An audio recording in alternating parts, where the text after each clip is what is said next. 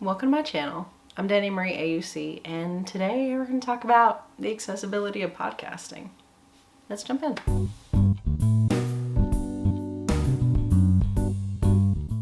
If you guys have been watching my channel and you'd like to support, you know what to do. Like, share, comment, subscribe, any or all of the above. I want to preface this with a disclaimer and say that I'm sorry there was no video last week. I'm doing okay, but COVID kind of beat me up a little bit, honestly. It was an interesting, I guess 3 weeks now. I mean, I still have a cough, but it's not anything alarming. It's just kind of lingering a little bit. But after COVID, I kind of got a little depressed. Some other things happened, and we'll get into that in another video. But the point is, I'm back, and hopefully we will continue our journey as usual. Maybe better. The studio is in progress, so stay tuned for that. And let's jump in. So, for anybody who's visually impaired or blind, some of these platforms on social media are not always the most accessible. And in YouTube's case, this has improved over the past few years, but there are still some aspects of YouTube Studio that are inaccessible to those who use a screen reader. And things like cards and adding end cards to videos are completely not accessible. You absolutely need to have some vision to do those things. And can you imagine how frustrating that is for someone who is creative and independent and a go-getter, and entrepreneurial and all those good qualities, just trying to make something for themselves, and here they are running into this small, absolutely annoying thing that they cannot access, despite all of their extra hard work that they've put in. I mean, I'm very lucky to have the vision I do, and that I'm able to do those things, but not everyone is, and it just can be frustrating, along with all the other aspects of creating YouTube that is visually challenging. I mean, there is lining up your shot just right, getting the lighting just right. There is monitoring the video as you go and making sure your camera's not conked out on you, because that's happened. That's happened to me. Yeah, I mean, even when you get into editing, that's a challenge visually. I mean, it's a challenge for me with eyesight I have, because there's a lot of squinting involved, and it can be very taxing on my eyes. But podcasting is a bit more accessible. Now, for those who don't know what a podcast is essentially just a pre-recorded radio show. And it can be on absolutely any topic and almost with absolutely any budget. So topics are really only limited to your own creativity and imagination. There are investigative podcasts, there are news podcasts, there are music podcasts, TV show podcasts, movie podcasts, science, technology, just absolutely anything you can think of. There are also several disability related podcasts out there, and we're going to get into that in a later video about podcasting.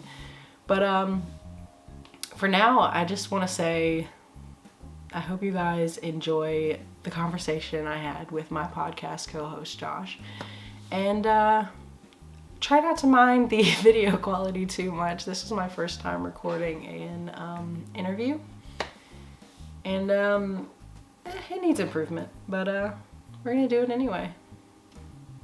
All right, let's jump in. So I've been hosting a podcast with my friend here, Josh, for the past few months, and we have had such a great time. Sadly, we're both perfectionists, so that's been an interesting struggle. But we were able to get started with stuff that we already had. So for me, I had 2 really cheap microphones and microphone stands from Amazon, as well as a Scarlett 2i2, which is the most expensive part of my setup, and it was like around $100.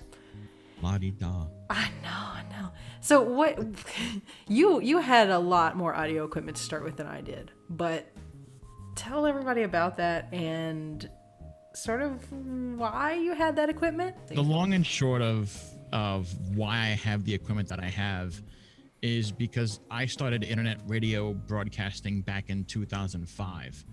A lot of people probably remember me from BKC Radio Group, another talk show called Real Talk Radio.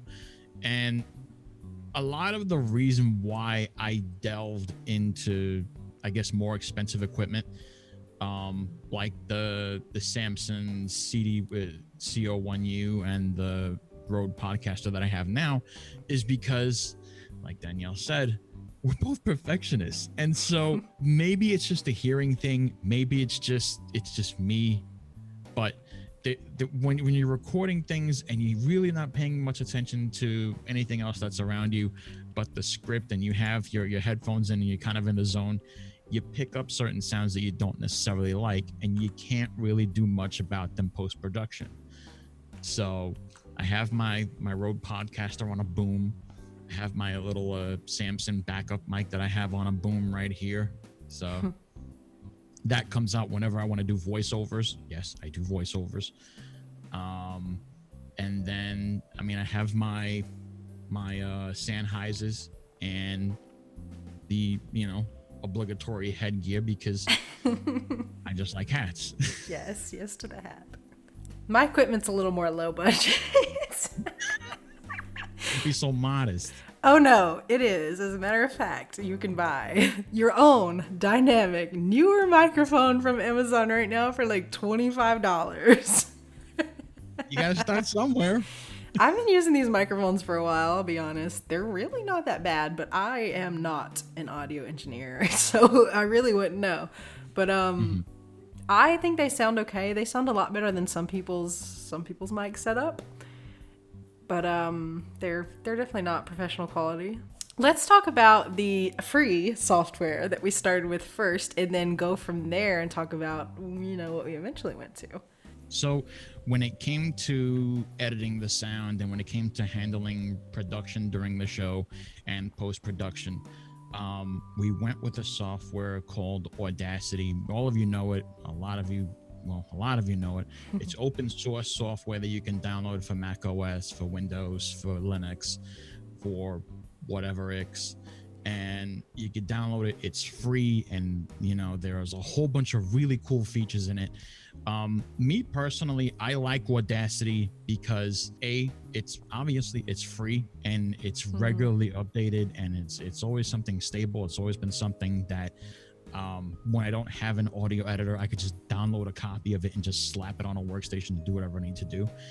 And B, I get these weird looks whenever I say it for some odd reason. I don't know why. I don't know. I've been using Audacity for years, so I don't know either. But I also use it for my voiceovers in my YouTube videos when I need to do things like that, because it's just super easy. Pop in there. I already have my audio interface set up in there. Click the record button. Say what I need to say. Click the stop button and export to MP3. I mean, it's just so easy. Yeah. What else were you using on your end? So I downloaded, I forget where this is from. It's called VoiceMeeter. And what VoiceMeeter is, essentially, it is a mixer, sound processor, EQ, and it does a couple other things. It's like a mini sort of mixing board. It has its own virtual sound cards to it. The version of VoiceMeeter that I have is called Potato. Oh, no. We started on the humble banana. Oh, yeah. We started using VoiceMeeter Banana. There were many banana jokes.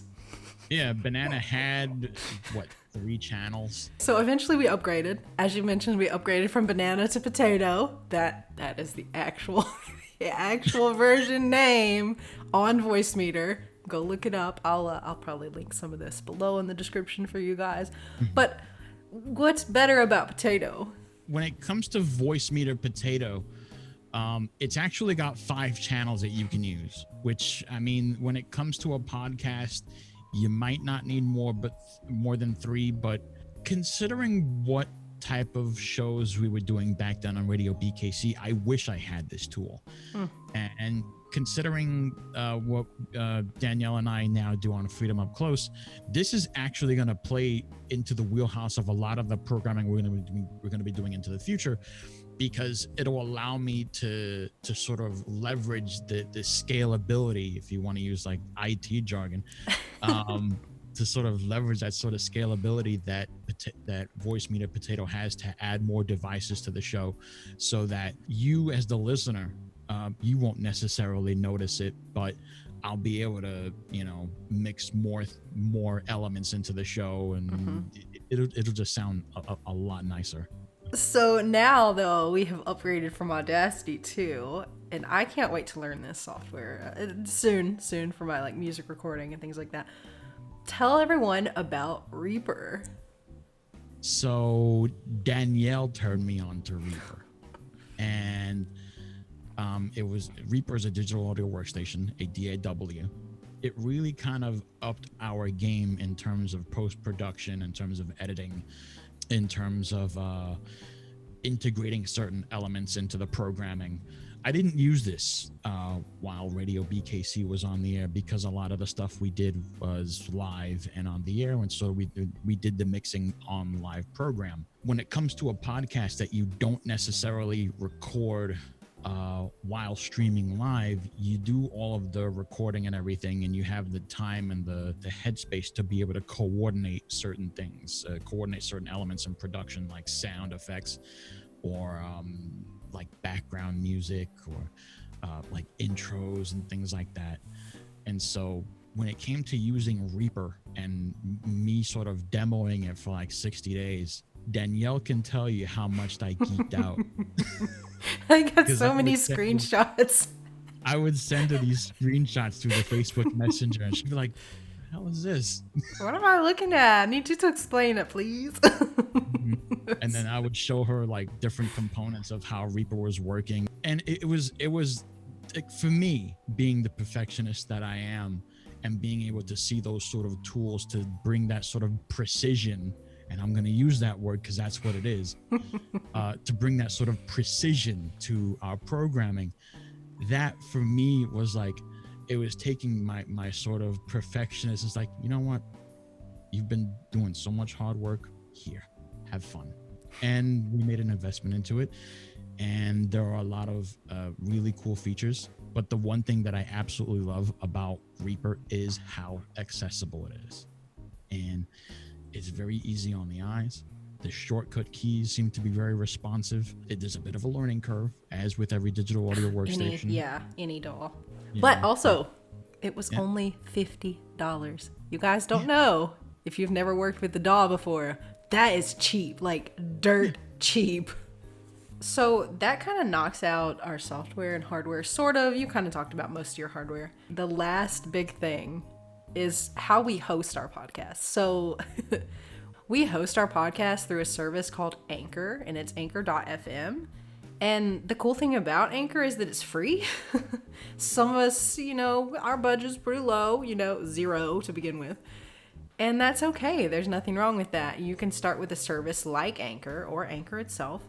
And they even help you find sponsorships. They will match you up, and you record for ad spots, and you put them into your podcast, and you can start making money. I'm going to let Josh actually talk about the accessibility of Anchor, because he has been uploading our audio to Anchor, so he would know.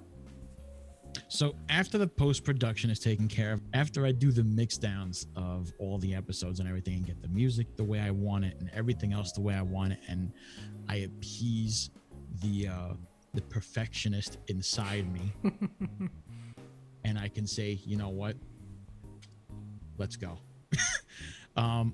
We opened up a free account with anchor.fm. They help you actually get onto the bigger podcast networks like Spotify, like Apple and Google Podcast and Breaker and blah, blah, blah, blah, blah. There's about seven networks they help you to get onto. But then there are also tools. If you decide you want to launch your own podcast through Anchor, and you sign up for an account and everything, and you think of a show name, and you think of your show art and stuff like that, which Danielle did for us, because I'm not the artistic type when it comes to that. So when it came to like actually working with Anchor.fm, they actually have some pretty cool tools to help you handle the post-production. If you don't have the money for a DAW, if you can't really get a hold of Audacity at that moment. They have their own web editor to actually edit the audio when you upload it. I've never used it because I've always done the editing post-production, and I'm kind of antsy when it comes to editing audio on the web to begin with, because again, I'm a perfectionist. So they have their audio editing.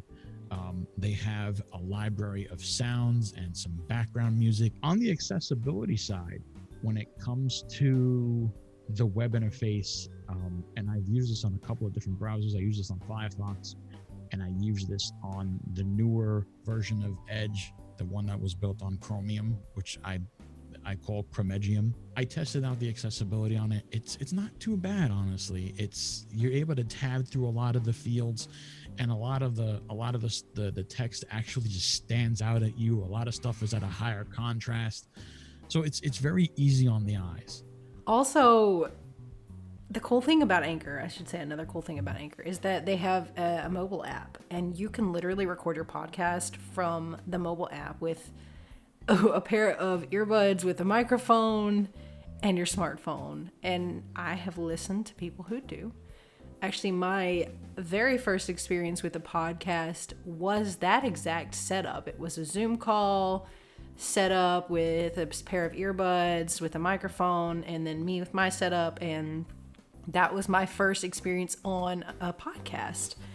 And it really got me excited. Like, I was so excited and so nervous, but then I was like, I want to do a podcast.